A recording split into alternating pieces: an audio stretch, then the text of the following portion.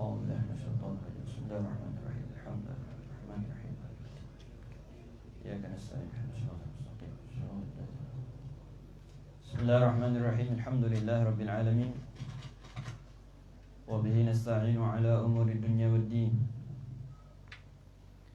رب اشرح لي صدري ويسر لي أمري واحلل عقدة من لساني يفقه قولي ربي زدني علما وارزقني فهما سبحانك لا علم لنا إلا ما علمتنا إنك أنت العليم الحكيم وتب علينا يا مولانا إنك أنت التواب الرحيم اللهم صل وسلم على سيدنا محمد مفتاح باب رحمة الله عدد ما في علم الله صلاة وسلاما دائمين بدوام ملك الله وعلى آله وصحبه ومن والاه أما بعد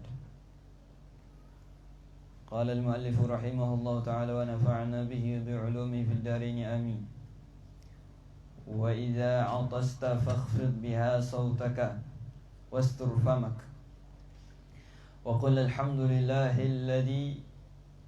لله رب العالمين ولا تبصق إلا عن شمالك أو تحت قدمك اليسرى وإذا عطست kalau kita bersin maka dipelankan suara, jangan semau hati. Biasa ada orang dia bersin semau hati, sekampung dengar, sekedarnya suaranya dipelankan. Alasannya pertama biar tidak ganggu orang ya. Nah, dan mulut ditutup. Makanya biasa orang bersin mulut ditutup atau dua belah tangan tutup bersin, jangan dibuka semua mau. Iya kau gosok gigi, kau tak ada bersin tu ditutup mulut. Jadi dengan adabnya begitu. Nah, tak bisa dielakkan, kita manusia pasti bersin ya. Tak bisa dielakkan. Yang bisa ditahan tu cuma nguap aja.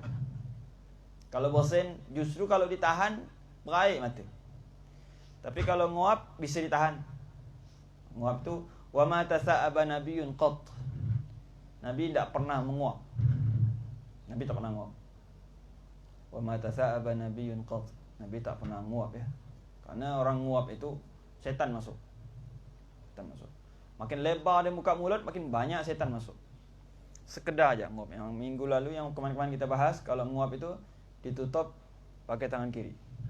Tutup pakai tangan kiri ya. Maka ketika bersin katakan alhamdulillah. Yang jawabnya, yang dengarnya yarhamukallah.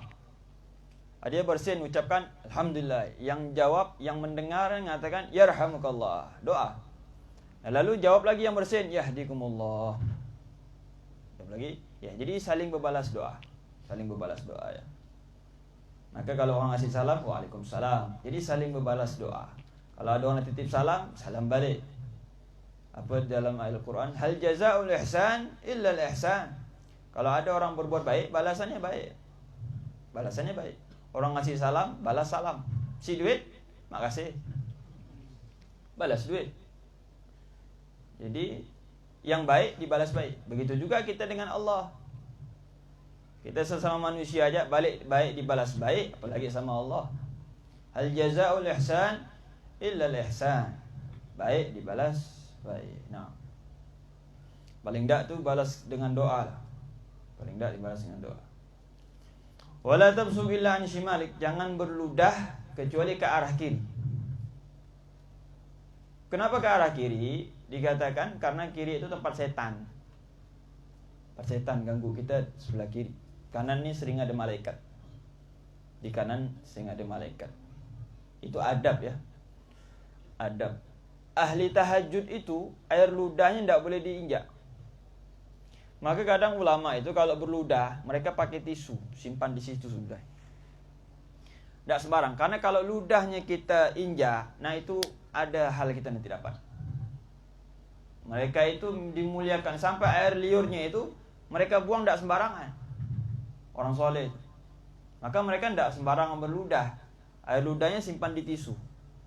Nanti beliau kadang ada memang tempat, entah beliau bakar atau memang ada tempat khusus yang beliau siapkan. Orang soleh itu begitu. Karena ludahnya tidak boleh diinjak. Mereka paham. Ludah tidak boleh diinjak. Ya, orang soleh begitu. Nah, kalau kita mau mencontoh boleh, kita sedia tisu atau apa. Paling tidak kita kalau berludah, pertama jangan di depan-depan orang. Yang kedua, jangan ke arah kanan, sebelah kiri kita. Berludah di sebelah kiri kita. Terus agak kita jadikan mainan. Aku nak meludah setan loh. Ludah balik, tahu? Ya, ludah sebelah kiri. Ludah ke sebelah kiri. Itu adab. Itu yang diajarkan oleh Nabi SAW. Atau di bawah kaki. Bawah kaki kiri. Di bawah kaki kiri. Maksudnya di arah kaki kiri kita, tempat yang mau kita injakkan kaki kiri kita itu, di situ kita berludah. Sampai berludah pun diajarkan Nabi bagaimana cara berludah yang baik. Jadi tidak sembarangan. Tidak sembarangan berludah ya. Terus kalau kita buang kalau kita mau bersin atau kita pilek biasanya di depan-depan orang, jangan ngeluarin ingus depan. Pagi kalau orang lagi makan, meleleh ingusnya orang makan depan dia. Pergilah dulu keluar, mundur ke belakang minta ambilkan tisu ke atau apa. Jangan orang mandang ingus kita sambil makan. Ya, jangan, itu ada. Kadang hal ini sepele tapi bisa berkesan panjang. Itulah yang dikenang orang. Ente kenal tak sama si fulan? Apa tak kenal pula? Ingus berlele-lele ingus makan kemarin anak sukat dia. Itulah kadang berkesan sama orang. Makanya hal-hal yang sepele kadang berpengaruh. Harus kita perhatikan. Jangan kita anggap remeh ya. Banyak sudah adab kemarin yang kita pelajari. Kalau kita cuci tangan pun kobokan rumah, jangan macam orang ngecak air. Merencit air itu masuk ke lauk orang. Merencit. Memang orang tak ada bercakap, tapi itu berkesan. Lah, orang itu lagi. Dia tak rasa orang nak makan dekat kita. Ya, paling tak dengan adab, dengan tenang ya, tenang. Nah. Wa 'alaika bi syaddi afwahil asqiyah, takhmiril awani, wa ighlaqi babil manzil. Ini adab keseharian. Artinya ini semua juga dilakukan Nabi. Keseharian kita itu kadang yang diajarkan oleh nenek moyang kita, itulah ya kesehariannya Nabi sallallahu alaihi wasallam. Wa 'alaika bi syaddi afwahil asqiyah. Bagi kita, seyogyanya bagi kita menutup mulut wadah. Menutup wadah ya. Jadi jangan biarkan gelas itu terbuka atau termos air, teko air. Nah kayak gini nih. Ini jangan dibiarkan terbuka begini. Ditutup, kata beliau mengatakan. Ditutup dengan penutupnya. Kalau kita ngopi misalnya, jangan dibiarkan terbuka, ditutup atau pakai sendok, tutup pakai sendok. Jadi dia itu tidak terbuka begitu. Jangan nutup pakai rokok sama tak beri. Jadi ini gelas terbuka, biasanya kan pakai sendok. Kita ngopi ngeteh sendok, pakai sendok tutup tuh. Biar tidak terbuka begitu ya. Kenapa? Karena penyakit terhalang. Kalau minuman, kalau wadah ada tutupnya itu penyakit tak masuk. Anak tak nampak, memang ente tak nampak, Nabi nampak. Nabi yang mengatakan tutup tuh. Jadi jangan sampai terbuka begitu. Ya, penyakit masuk. Penyakit masuk. Tutup pakai sendok atau pakai apa? Biasa orang pakai siwak. Pakai apa gitu. Pokoknya ditutup. Atau ada tutupnya itu memang kita tutup ya. Nah. Lagi pula kalau ditutup, orang tak tahu yang kita minum apa. Kadang orang selembar ya minta. Tak ada mau tahu kita minum nyaman, dia tak peduli. Main selembar ya dia. Kadang sekali teguk selesai barang tu. Wa takhmiril awani wa ighlaqi babil manzil, dan juga menutup pintu rumah. Terutama kalau mau tidur dan mau keluar rumah. Kata beliau mengatakan. Makanya rumah orang-orang alim, orang-orang soleh itu, ya rumah-rumah kita juga kadang biasanya sering tutup bukan karena bahil. Kita kalau rumah guru kita biasanya tutup, kadang jarang terbuka rumahnya. Itu adab, menutup pintu rumah. Kecuali kalau memang kita sedang menanti orang yang akan datang. Kalau tidak ada sama sekali ditutup, apalagi zaman sekarang. Selembar ya orang masuk rumah. Ya udah tak ada rasa malu, rumah orang apa segala macam memang masuk ya. Ya, nah, yang lalu kita sampaikan kalau kita bertamu rumah orang, gedor pintu rumah, arah pandangan kita jangan ke dalam rumah, tapi membelakangi rumah. Assalamualaikum. Dia ngintip jendela begitu dah. Ngintip keadaan orang rumah. Assalamualaikum. Kita membelakangi rumah. Kita gedor pintu, posisi kita membelakangi rumah. Jangan ngadap rumah orang. Ya. Nah. La siyama 'indan naum. Terutama mau tidur, pintu ditutup, pastikan ditutup. Wa 'indal khuruj, dan juga ketika keluar dari rumah ya. Kalau masuk rumah baca, dahulukan kaki kanan baca ayat kursi. Maka setan yang ada di luar tidak ikut masuk ke dalam rumah. Dalam hadis dikatakan, kita itu kalau keluar, kita keluar ya. Kita keluar dari rumah, itu kita itu diikuti setan terus. Makanya kadang balik dari luar ke rumah, merisau tak tentu wudu. Jadi setan ni ngikut. Ada setan yang ditugaskan raja dia untuk merusak rumah tangga kaum muslimin. Ketika kita masuk ke rumah tanpa baca doa, tanpa baca ayat kursi, jadi setan yang tadi itu ngikut terus sampai kita tidur pun dia ngikut. Jadi keluar rumah baca bismillah tawakkaltu 'ala Allah, masuk ke rumah baca ayat kursi. Masuk rumah baca ayat kursi ya, baca ayat kursi. Kata orang bilang tak mudah keteguran. Ya, apa muka ente bengkak? Kena kuncingkan kuntilanak, beb. Kena kencingan kuntilanak. Nah. Jadi baca doa. Kita ni benda-benda gini tak nampak. Yang diajarkan Nabi kita baca. Jadi tidaklah kita berukun. Nabi mengajarkan keluar rumah baca doa, masuk rumah baca doa. Nak tidur baca doa, bangun tidur baca doa. Kerana yang sedang kita yang ganggu kita ni tak nampak. Syaitan iblis tu tak nampak. Wujudnya tak nampak. Ya. Kadang nampak muka macam muka kawan kita, rupa syaitan. Kita tak tahu. Macam mana kita tahu? Ngajak hal-hal yang tak sepekaan. Syaitan kan begitu. Jadi benda tak nak. Kita baca doa. Baca doa ya. Baca doa. Kalau kita ada ragu-ragu sikit dengan kawan, gerak lain-lain sikit, baca auzubillahi minasyaitonirrajim. Ya. Baca auzubillahi minasyaitonirrajim. Nah.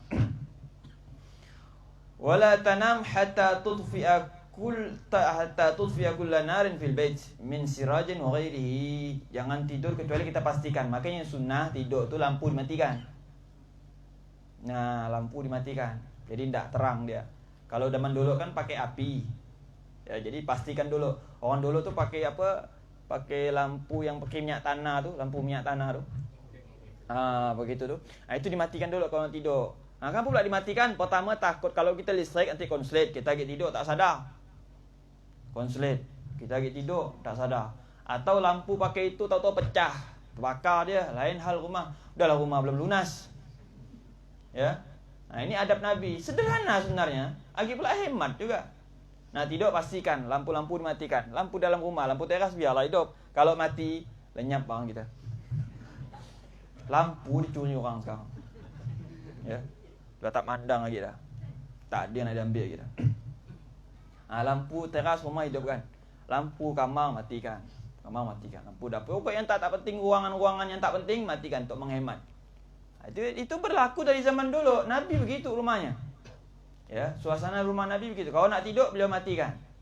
Nah, tidur ada lagi dalam hadis Nabi katakan kalau kita mau naik ke tempat tidur kita, maka kita punya selimut tu digebarkan dulu, dikebaskan dulu.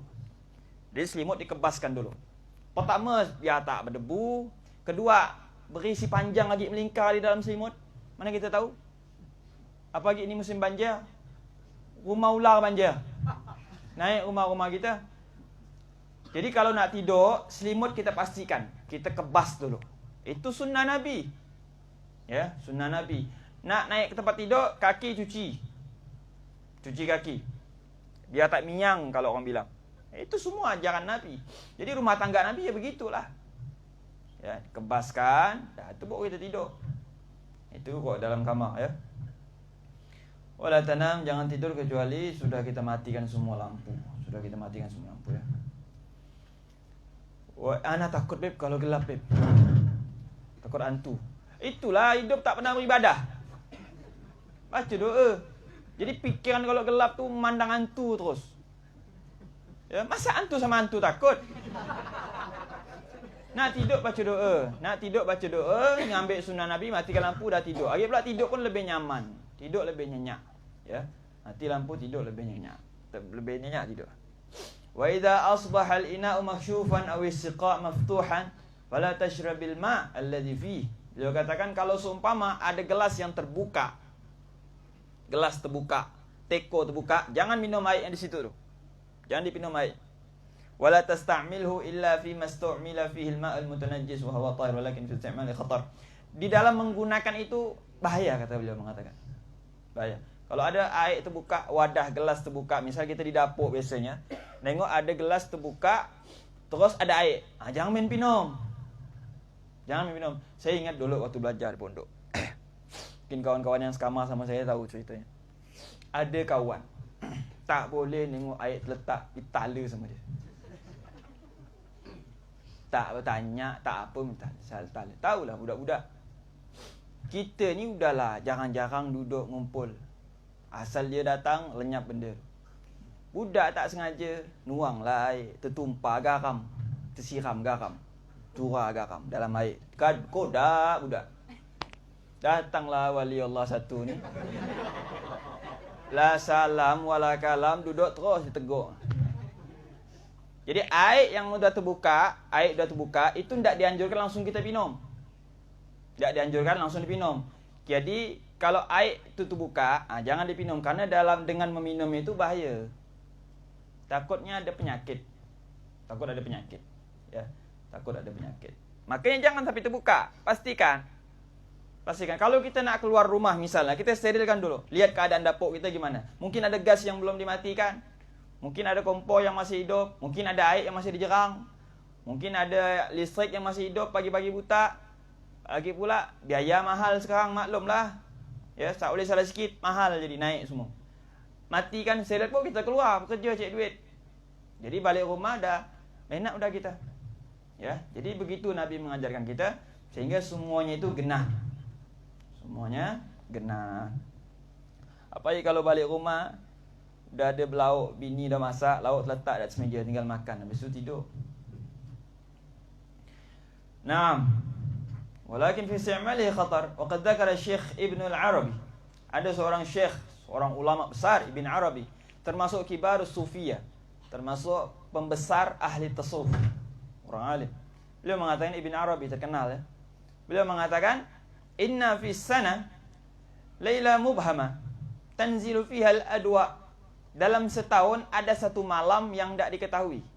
Dalam satu tahun ada satu malam yang tidak diketahui. Di malam itu turun penyakit. Jadi dalam setahun ada satu malam, di malam itu turun penyakit.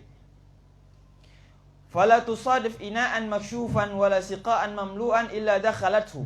Maka penyakit itu tidaklah melihat wadah yang terbuka kecuali dia akan masuk ke situ. Di dalam satu tahun ada satu malam, yang mana di malam itu turunlah penyakit. Dan penyakit ini tidak melihat ada wadah gelas teko yang terbuka kecuali dia masuk ke dalam. Lalu dipinumlah sama orang. Akhirnya macam-macam penyakit timbul. Ya, jadi sederhana, tutup semua wadah-wadah itu kita tutup. Biar aman. Paling tidak mengamalkan sunnah Nabi. Walidzalika amara Rasulullah sallallahu alaihi wasallam, maka dari itu Nabi memerintahkan bisyaddil asqiyah, takhmiril awani, takhmiril aniyah. Nabi memerintahkan ditutup semuanya. Tutup, karena Nabi melihat. Nabi itu Allah berikan kelebihan mengetahui banyak hal. Mengetahui banyak hal ya. Jadi fala yudhiru ala ghaibihi illa man irtada min rasuli. Allah terkadang tidak memperlihatkan perkara yang gaib kecuali beberapa para rasul yang telah diridai oleh Allah Subhanahu wa ta'ala. Nabi banyak mengetahui perkara-perkara yang gaib yang tidak kita ketahui. Ya, seperti Nabi mengatakan, kalau seumpama ada lalat masuk ke minuman kita, maka celupkan lalat itu, baru kita buang. Karena di sayap yang pertama itu ada penyakit, tapi sayap yang kedua ada obat. Dan lalat itu lebih senang untuk menghilangkan penyakitnya daripada memberi obatnya. Jadi kalau lalat kita celupkan, maka yang paling banyak masuk ke air itu adalah obat. Itu Nabi yang mengatakan. Kapan Nabi menelitian? Tanpa teliti Nabi sudah tahu. Langsung wahyu dari Allah Subhanahu wa ta'ala. Jadi Nabi banyak mengetahui banyak hal. Ketika kita makan, kata Nabi, maka baca bismillah. Karena di atas kita itu ada jin-jin yang sedang menunggu, setan yang sedang menunggu. Kapan dia makan tidak baca bismillah. Ketika kita makan tidak baca bismillah, maka dia turun ikut kita makan. Jadi kita makan itu sebetulnya membuat dia kenyang. Makan nala milah, nala apalah, nala nasi segala macam, taklah semua-semua tak pakai bismillah. Dia yang makan, setan yang kenyang. Yang makan, setan yang kenyang. Tapi tak ada, Beb. Ana merasa kenyang, Beb. Ya apa beda dengan setan? Makan dengan bismillah, dengan tangan kanan. Makan yang lalu sudah kita bahas, makan dengan bismillah, makan dengan tangan kanan. Maka setan tak ikut kita makan. Artinya apa? Kalau setan tak ikut kita makan, kita kuat, setan lemah. Setan nak goda kita pun tak mampu, karena kita kuat. Makan dengan bismillah. Jadi setiap suap itu jadi obat. Setiap suap jadi tenaga untuk melawan setan. Maka setan tak mampu. Tapi kalau kita makan tak pakai bismillah, apalagi dengan tangan kiri, minum dengan tangan kiri, jadi sebetulnya kita mengenyangkan setan. Sehingga kita semakin lemah, ya. Nah. Wa idza lam tajid ma tughatti bihi al-ina faj'al 'alaihi 'udan. Di sini beliau katakan, kalau memang tak ada, tutupnya tak ada. Ada gelas, tak ada tutupnya. Tak mampu beli tutupnya. Beli motor pecek mampu. Ada teko, tak ada tutupnya. Apa kata beliau? Maka carilah batang. Nah, masa batang daripada kita pakai batang kan lebih baik kita pakai saji ke, pakai sendok ke, pakai garpu ke, apa pakai sendok lah. Pakai sendok, tutup kita punya gelas tu sendok. Biasa kita kalau di luar minum kan. Nah, kalau perlu kita kasih tahu syaming-syaming yang di sana tu. Meng kalau anak ngopi meng, tolong siapkan sendok untuk nutup anu ni meng. Kenapa pula? Pak Habib, nanti penyakit datang ke warung nanti. Oh tak tutup syaming memang lah. Nah, itu tutup. Jadi obat. Jadi penyakit tak ada masuk, ya. Penyakit tak ada masuk. Faj'al 'alaihi 'udan. Pakai batang kata beliau katakan. Ranting-ranting tu. Orang dulu kan begitu. Dia ngodak tu pakai batang ya. Wazkur ismallahi alaihi wa tawakkal 'ala Allah. Dan jangan lupa baca bismillah dan bertawakal kepada Allah. Ini sebetulnya ilmu yang sangat dalam dari beliau. Maksudnya apa? Kita itu kalau sudah berdoa, langkah selanjutnya itu pasrah. Bukan menentukan hasil. Beda ya. Kita berikhtiar, langkah selanjutnya pasrah. Bukan menentukan hasil. Kita belajar, langkah selanjutnya pasrah, bukan mengharapkan hasil. Kita berdoa, setelah berdoa pasrah, bukan menunggu hasil. Kita beribadah, setelah beribadah pasrah, tapi tidak mengharapkan hasil, tidak menunggu sesuatu.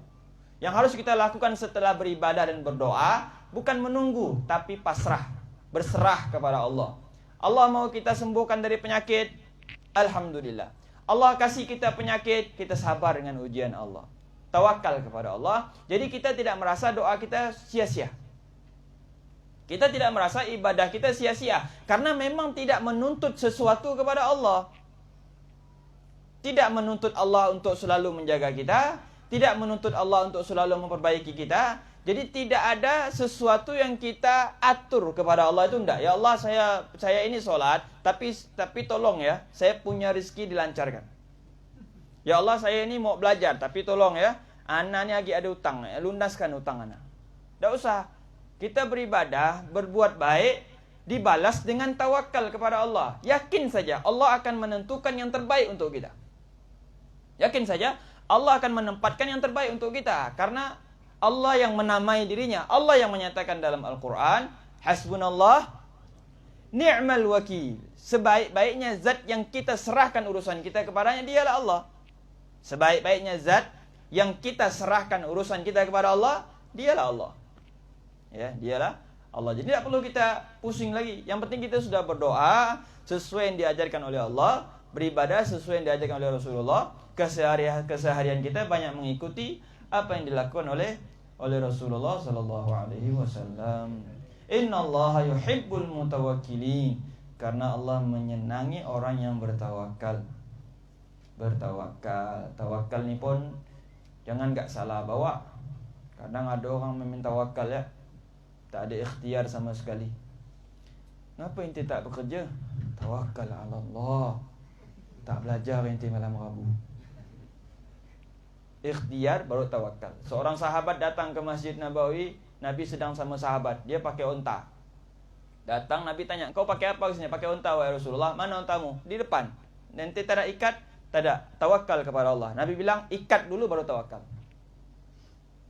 Ikat dulu baru tawakal. Kalau orang sekarang ya, seumpama ni yang bawa onta tu budak kampung Bugis. Ini seumpama yang bawa onta tu budak kampung Bugis. Nabi bertanyalah sama kita, wahai fulan, mana onta? Ente pakai apa sini? Ana pakai onta wahai Rasulullah. Tak ada ente ikat? Tawakal kepada Allah. Ikat baru ente tawakal. Ente tak percaya ke? Pasti Nabi disalahkan. Untung kita hidup di zaman sekarang. Lihat sahabat. Nabi katakan ikat, tak ada banyak tanya. Ngapa pula ikat dia tak ada? Sahabat tak ada banyak tanya. Nabi katakan ikat, langsung dia keluar diikat untanya. Jadi sahabat tu begitu ada perintah tanpa bertanya. Nah, kalau kita ni kan suka bertanya, ngapa pula? Mengapa? Untung maka kita hidup di zaman sekarang. Ya, kita cocok hidup di zaman sekarang ni. Ustaz-ustaz yang kita hadapi pun sesuai dengan selera kita. Ya, karena kadang ada sebagian orang tamu belajar, dia tak cocok sama ustaz itu. Kenapa kita tak ikut pengajian malam anak tu? Malam Rabu di kampung Bugis tu. Bukan anak tak mau, anak tak cocok sama ustaz itu. Jadi belajar cocok tak cocok. Tak cocok sama ustaz itu, tak cocok sama ustaz ini. Ustaz harus sesuai dengan selera dia. Nah, jadi bahasanya kalau ente nak ngajar anak, ente ikut apa kata. Nah, itu orang zaman sekarang. Jadi tidak pasrah penuh sama guru. Padahal berkahnya ilmu itu di saat kita pasrah penuh kepada guru. Apa yang ente ajarkan anak, itulah yang terbaik. Apa yang antum sampaikan kepada anak, itulah yang terbaik. Bukan dia tuh, beb, pembahasan ente ini kurang tajam. Kalau anda lihat kurang berisi, coba ente bahas masalah ini sikit. Ente ya yang ngajar. Tidak ngajar, biar anak belajar sama ente. Pasrah penuh kita sama orang yang mengajarkan. Nah, keberkahan ada di situ. Ya, keberkahan ada di situ. Jadi sekali lagi tawakal itu harus dibarengi dengan ikhtiar baru bertawakal. Naam. La ilaha illallah. Allahu akbar. Allahu akbar. Azannya.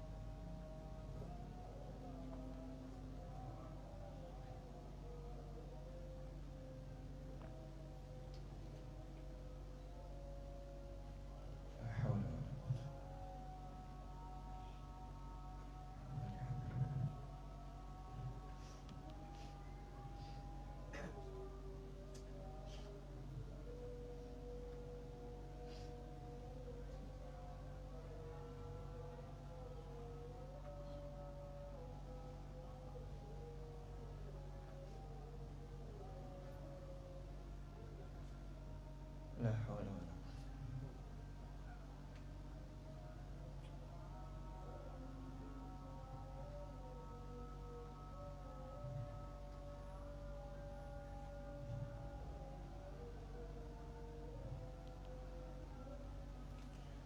haula wala quwwata illa billah.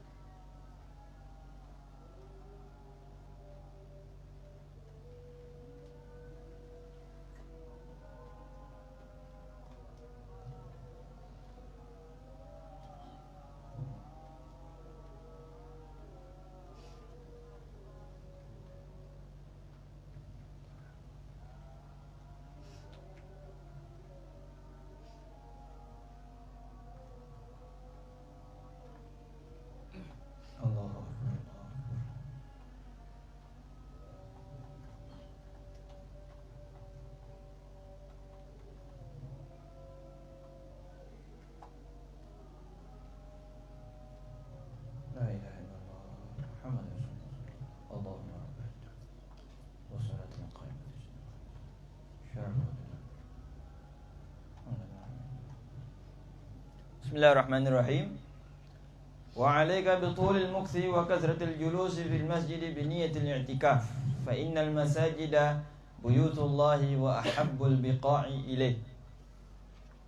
Selanjutnya beliau berpindah kepada pembahasan yang berkaitan dengan adab ketika kita di masjid.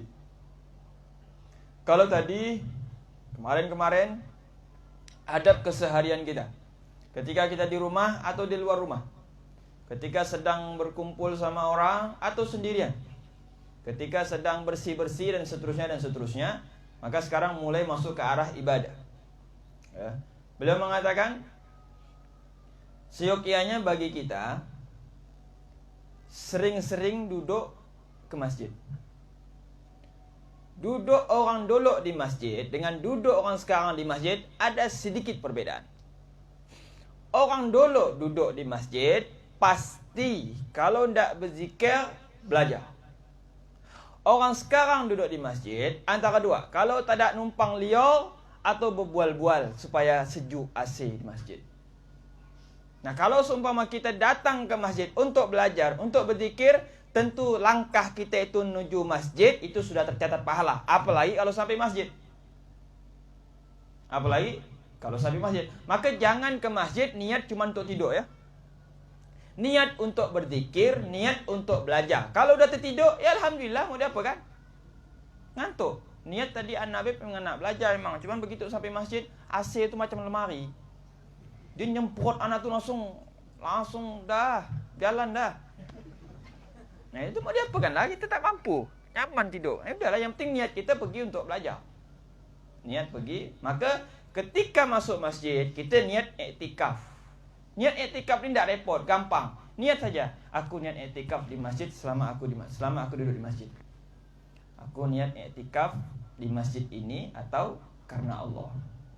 Nawaitul iktikaf fi hadzal masjid ma dumtu fihi lillahi ta'ala. Aku niat iktikaf di masjid ini selama aku duduk sini. Niat. Jadi selama kita di masjid itu tercatat pahala. Yang penting tidak ribah, tidak membicarakan aibnya orang. Kita di masjid pahala ya. Nah, dan jangan sampai bersampuk. Kalau orang bilang di masjid dia bersampuk, orang belajar dia tadarus, orang belajar dia berzikir, sedangkan masjid ruangannya kecil, maka tak selesa yang ngajar, tak selesa juga yang berzikir. Itu namanya masjid bersampuk. Jadi mau dijadwalkan atau disempurnakanlah. Mana kegiatan untuk berzikir, mana waktu untuk belajar, mana waktu untuk berzikir. Jangan dicampur aduk, tak mau nak kalah satu sama lain. Sehingga riuh di masjid tu riuh. Di luar orang heran apa di masjid tu? Riuh. Jadi yang belajar biar fokus mengajar, sehingga yang berzikir ni mendengar sebentar apa yang diajarkan. Yang berzikir nanti fokus berzikir, yang nak belajar bisa ikut berzikir. Jadi begitu maksudnya. Jangan sampai riuh di masjid, ya. Jangan dia berkotak-kotak di masjid. Yang ini membahas masalah ini, yang ini berkumpul-kumpul. Satu masjid padahal belum bisa disatukan. Masih dalam satu ruangan masjid, apalagi satu kota, apalagi satu negeri. Jadi persatuan itu tak gampang. Ya. Nah, jadi jangan sampai bersampuk. Yang berzikir, yang belajar apa segala macam tu, jangan sampai berkelahi.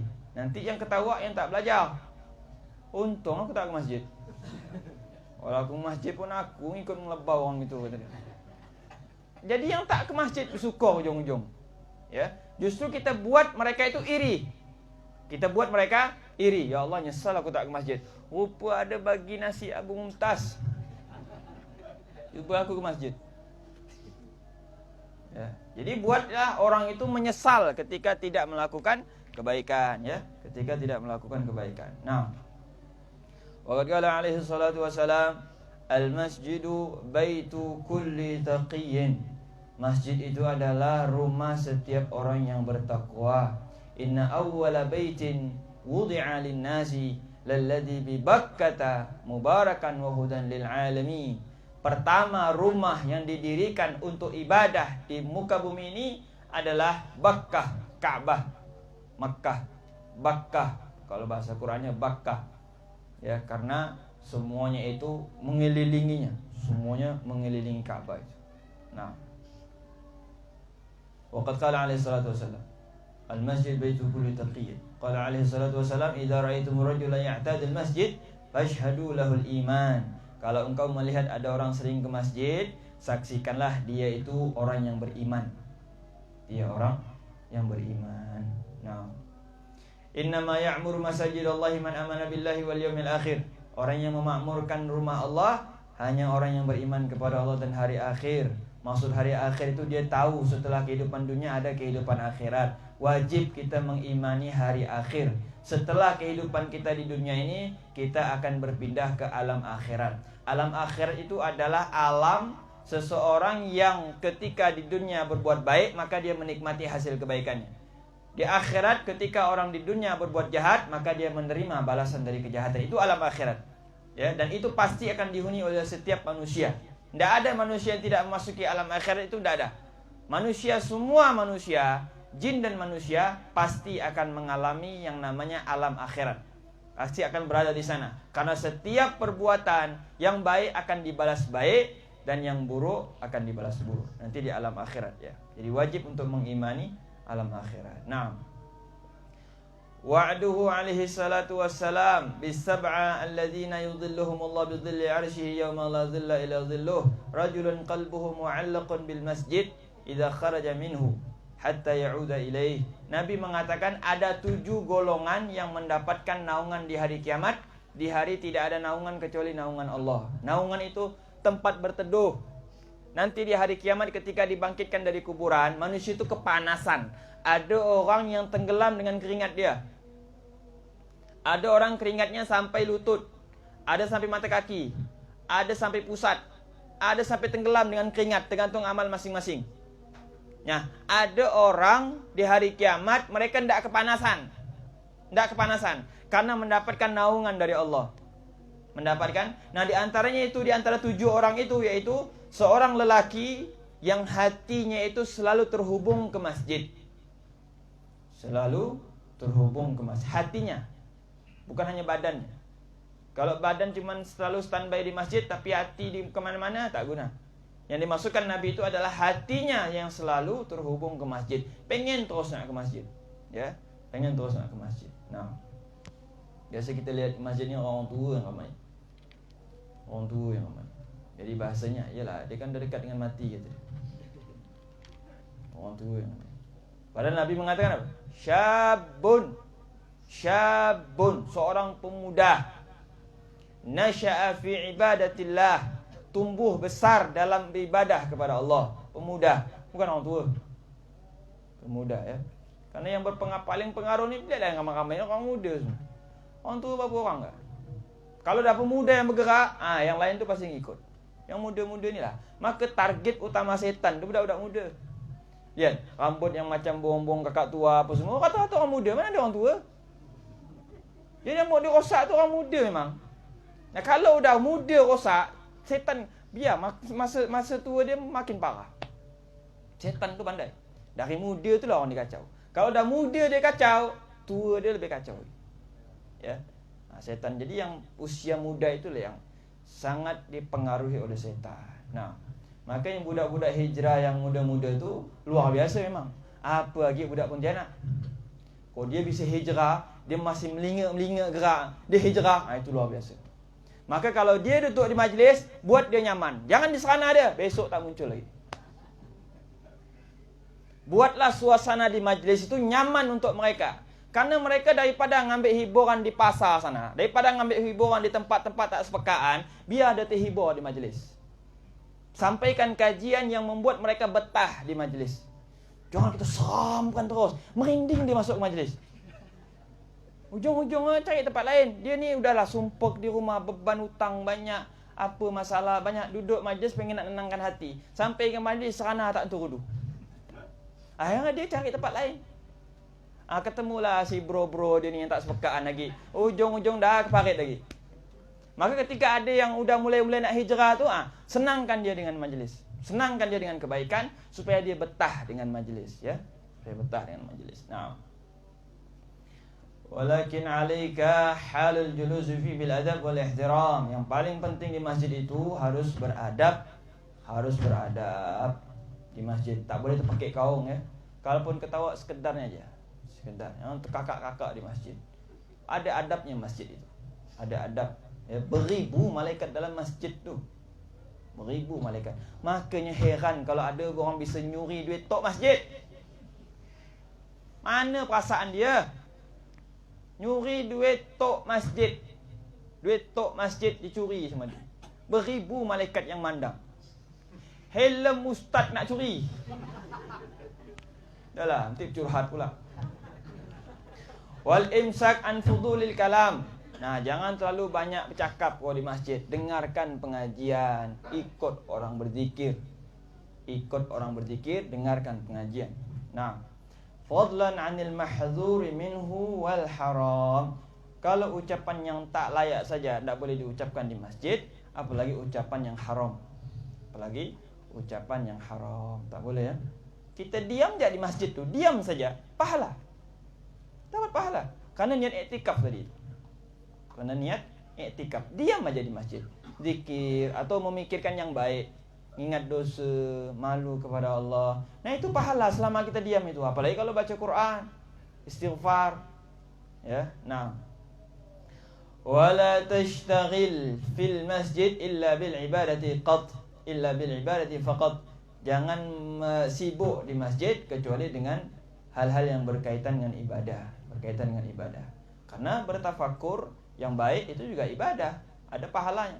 Tafakkur sa'ah khairun min ibadati sana.